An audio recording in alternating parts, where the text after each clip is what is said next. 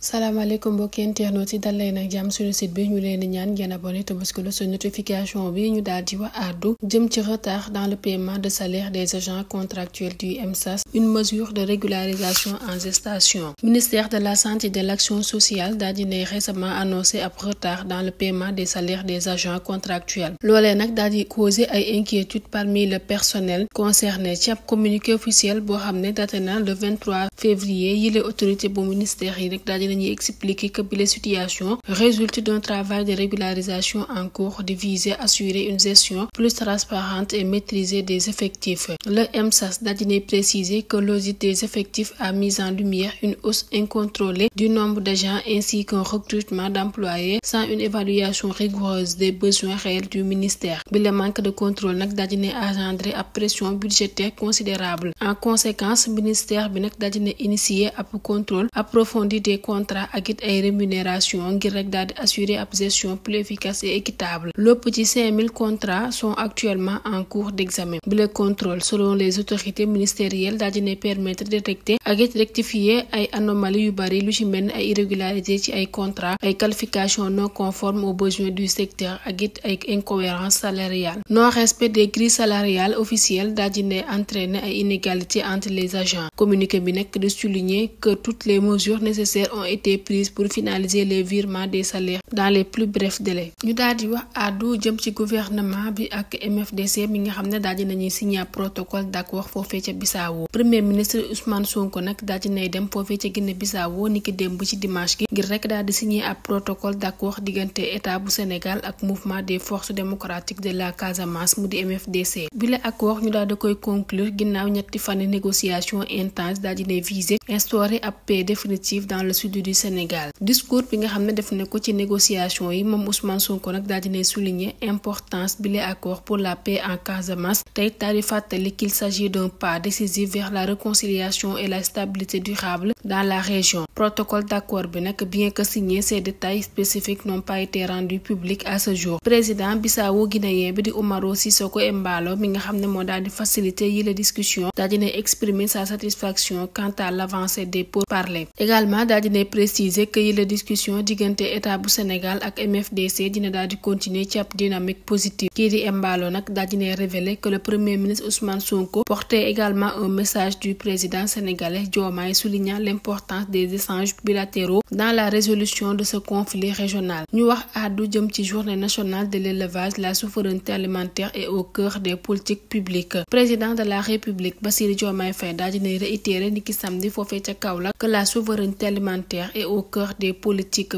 publiques, ajoutant que le secteur de l'élevage y occupe une place prépondérante. Bi la 9e édition ñu daal di koy placer sous le thème valorisation des produits d'origine animale mu di ab stimulateur pour la souveraineté alimentaire du Sénégal. Ñu wax ci migrants africains en Méditerranée, 10 000 morts ignorés au profit de l'immigration circulaire. Boubacar Seye di président ONG Horizon Sans Frontières daal dina mettre en lumière yi la dérive des politiques migratoires européennes et leur impact dévastateur sur le continent africain. Suñu sukkandikoo ci ay kàddoom, l'immigration circulaire ne peut être considérée comme une solution face à la tragédie des migrants africains qui se noient en Méditerranée. Bi le concept, selon Boubacar Seye, daal dinay révéler ab manipulation de la part de l'Europe qui ne fait qu'exploiter la misère humaine en fonction de ses intérêts économiques et sécuritaires. Avec plus de 10 000 morts dans les eaux méditerranéennes, bi le appel à l'immigration circulaire dafa daal di sembler cynique, notamment lorsque l'Europe ferme ses portes et ne les ouvre qu'en fonction de ses besoins. L'Afrique doit se ressaisir face à cette situation.